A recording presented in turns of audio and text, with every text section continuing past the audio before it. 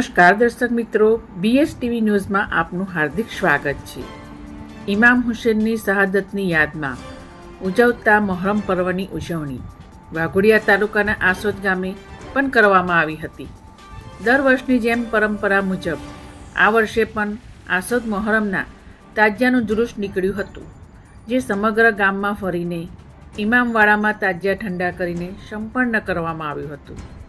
જુલુસની પૂર્ણાહુતિના અંતે જરોદ પોલીસ મથકના PSI Shri PB Sona says સાહેબનું સન્માન અશરફ વોરા દ્વારા તેમજ ASI ભરતસિંહ અને કોન્સ્ટેબલ ભરતભાઈનું સન્માન આસિફ મકરાણી, અયુબ મકરાણી દ્વારા અને આસોદના સામાજિક કાર્યકર ઉપરાંત ગ્રામ પંચાયતમાં ચૂંટાયેલી 5 વિકાસ પેનલનો સુપ્રીમો રણજીત સિંહ પરમાર RK બાપુનું સન્માન તાજિયા કમિટી દ્વારા કરવામાં આવ્યું.